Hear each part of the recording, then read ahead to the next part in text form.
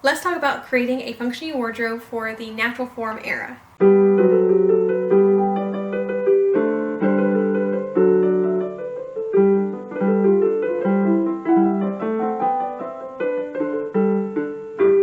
Hi everyone, my name is Caitlin and I teach old-fashioned sewing skills on this channel.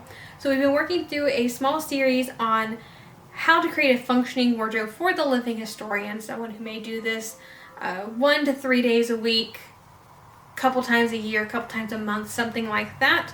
And how much clothing do you actually need? It's mostly for me to streamline my wardrobe, making sure I don't have excess pieces that I don't really use, but also making sure I have enough to where I am not needing anything. If you are a returning viewer, thank you so much for coming back. And if you're new here, hi, welcome. Again, my name is Caitlin. I have 20 plus years experience within sewing and 12 plus years experience within living history as a hobby. I no longer work in the museum setting, however, I do keep a small collection of originals. I observe a lot of originals in collections, private and public, and I continue to sew for historic sites and also for myself.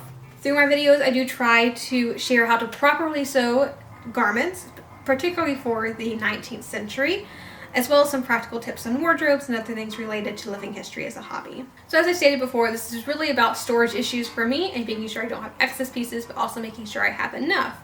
So we've done my early 1870s wardrobe, my hoop era wardrobe, and one other one, my elliptical hoop era. And so today we're going to kind of bridge a little bit of a gap. We're going to do the natural form era, so 1877 to about 1883. This is a new time period for me. I only started it last year in March, so it's not quite been a year yet. I've only been to one natural form era event, and it's really not my favorite time period. I'm not a huge fan of how the natural form era looks, so I don't have a lot, and I know there are going to be gaps in the wardrobe that I might look into filling if we're going to do this more than once a year. And again, my goal with this series is to have a complete wardrobe that fits my needs from very working class to upper class, depending on the time period, but also to have as few pieces as possible to save on storage space.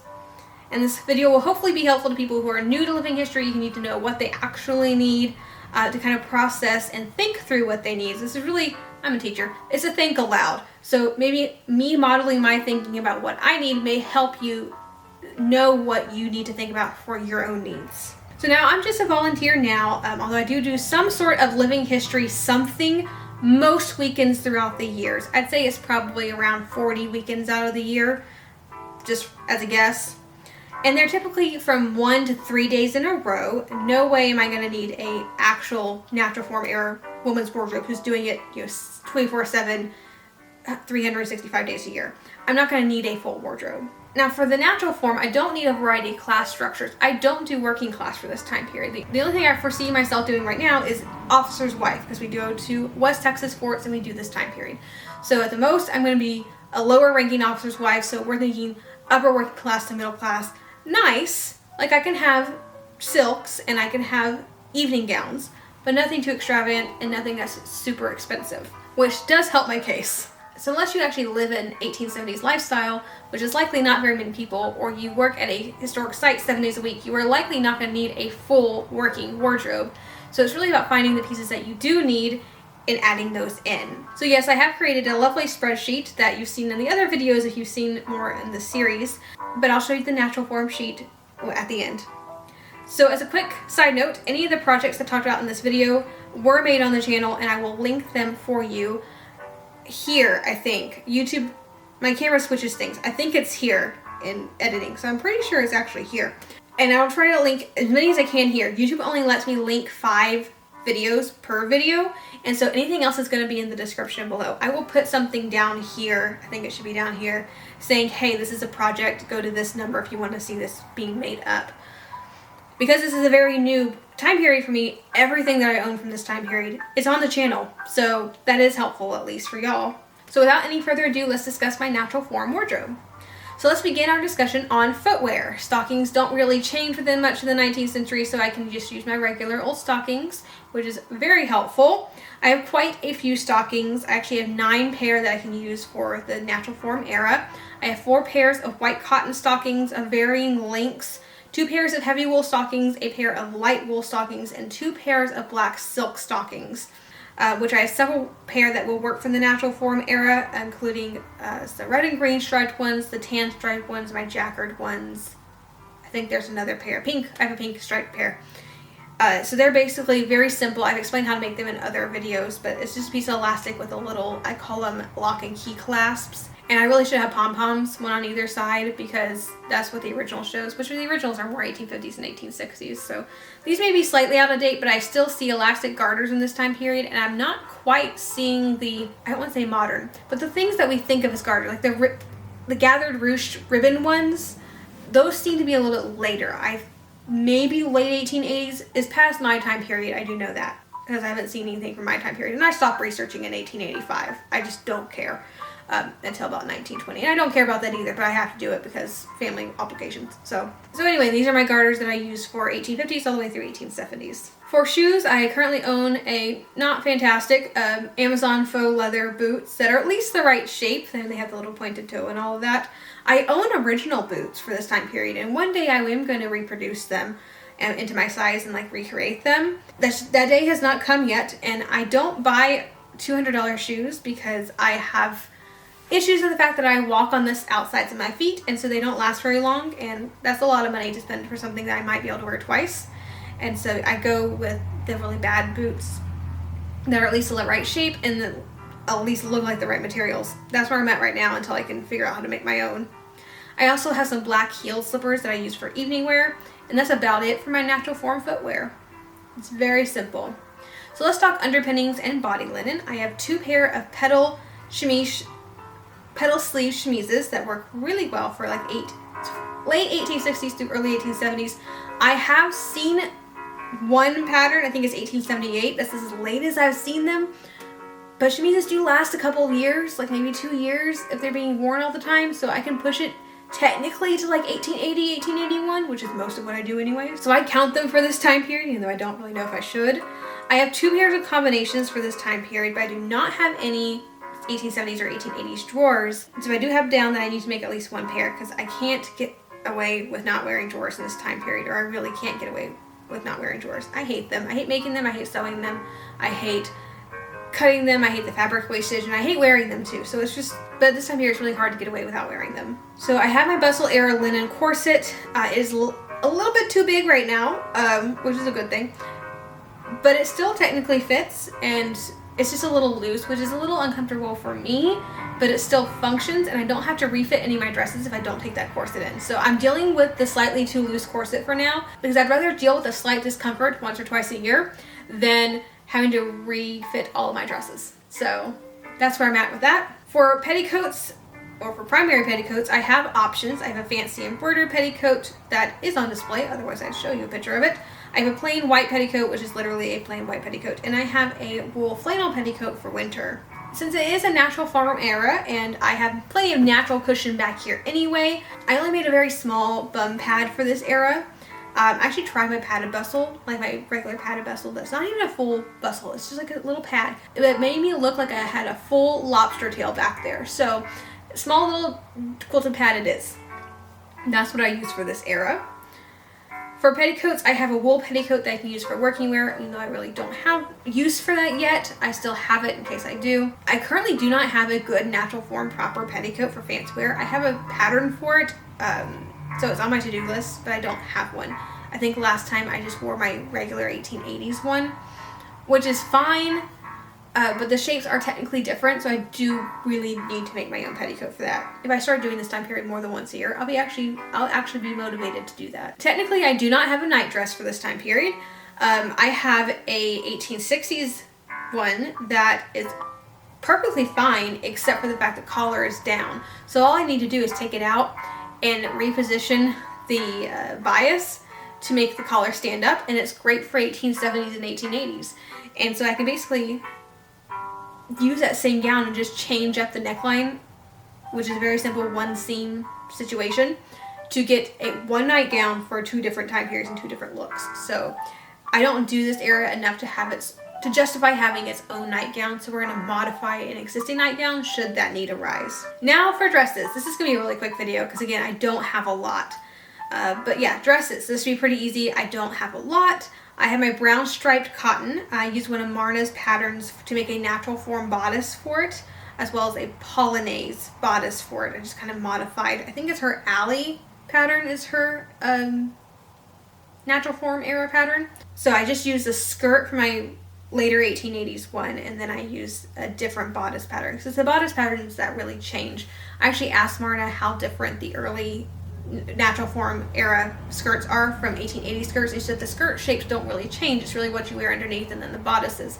So I'm able to use those same skirts from later, which saves me a lot of closet space, and just make a separate bodice, which is a lot easier to store than a whole new dress. So that is basically 2 outfits. It's 1 skirt plus a matching bodice and then a polonaise.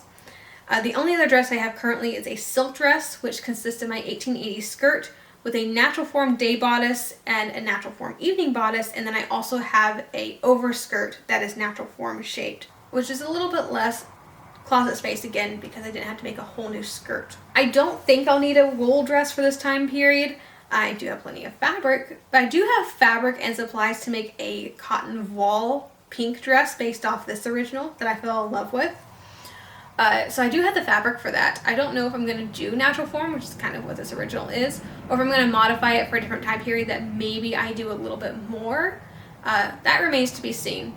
If I end up with a natural form time period that is going to be like super hot, I think I probably would want that sheer, so I'm saving that fabric and that idea to see if I might need it down the road. And wrappers. So I don't have an early natural form wrapper, but given that wrappers are basically undressed and I don't wear a bustle typically, I could probably do my mid 1870s wrapper if I had to, and I do have an 1880s wrapper that works. It's another one of Marna's patterns. It's her K, and we did make that one on the channel too. I love that wrapper. It's really comfortable. Now for accessories, starting with aprons.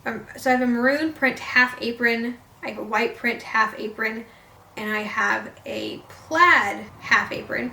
I'm a little unsure about the pinner apron styles for this time period. It does seem to be an earlier 1870s shape, so right now I only use my half aprons if I need to for natural form. I don't tend to use my pinner aprons because I do think that pinner does change shape a little bit. So there is that.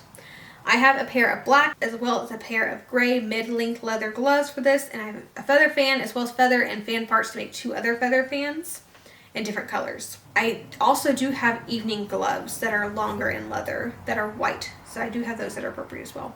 For jewelry, my mother-in-law gave me a nice real cameo set that works for this time period, and I have various reproduction earrings and pocket watches, and I do have an original jet watch chain for this era as well. Which reminds me, I need to start putting watch pockets in all my 1880s dresses. That will be a project, because I don't think they all have watch pockets. I don't think any of them have watch pockets. I have at least one 1880s skirt that doesn't even have a regular pocket, because I copied it directly off one of my originals, and I swear it's like the only 19th century dress I've ever handled that did not have a pocket, which was really stupid to copy that one actually, because pockets are life. And so I'm going to add a pocket to that, even though the original didn't have it. I've seen enough original dresses to know it's more normal to have a pocket than not have a pocket. So I'm going to add a pocket to that dress one day. I have a late 1870s turquoise parasol that will need to be recovered. It is on the to-do list. And I have an 1880s original parasol that needs recovering as well. Both of them, they're still, it's completely shredded, so it's okay to recover them. And I have all the fabric for it. I just actually have to sit down and do it. I really need to get to some of my parasol recovery projects because I have a lot of them that really need some help. So I just need to get around to that. I find that I have a really hard time getting to my parasol projects, but once I actually sit down and do it, I enjoy it. So I think I just need to sit down and do it. For bonnets, I don't have a sunbonnet, but I also don't do working class. I can make a nice sunbonnet, and Marna does have a pattern copied from one of her originals, and I really do like the sawtooth edging on that thing, so I'm thinking I might end up doing that.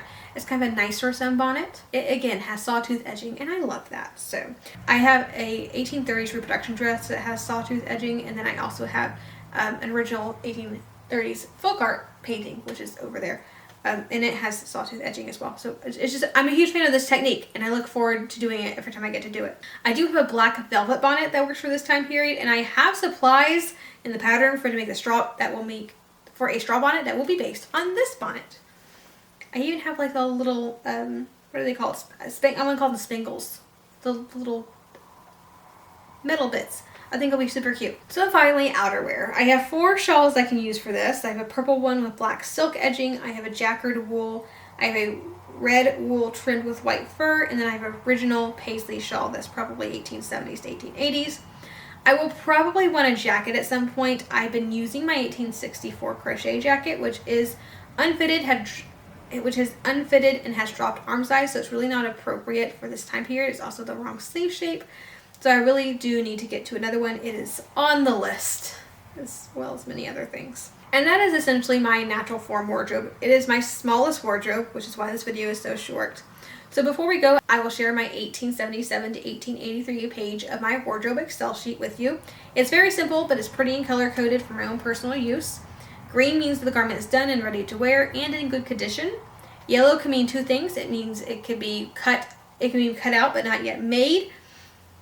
Or 2, that it's been made but needs refitting or mending or otherwise some sort of fixing before it can be worn. And then red means that a project has not been started or that I need to purchase materials to complete it. And there's blue, and the color blue just means it's on display at a museum, because I will forget what is on display and freak out because I can't find a particular thing in my closet. So it is now color coded. I do like color coding this type of thing for myself because I find that when making my packing list, it is super helpful for me. So let's say I have an 1882 event, I can go through and immediately see, okay, here's the shoes I can take, here are the underpinnings I can take, oh, I need to fix this before I can take it, okay, these are the dresses that I have, okay, let me look at the weather, okay, I'm bringing this dress and this dress. It just makes packing so much easier, and I can keep track of what I need to do for each time period and what mending needs to be done. That way if I can't find something, I can look on the chart and go, oh, it is yellow. That means it's probably in the mending basket, which is why I can't find it in the closet.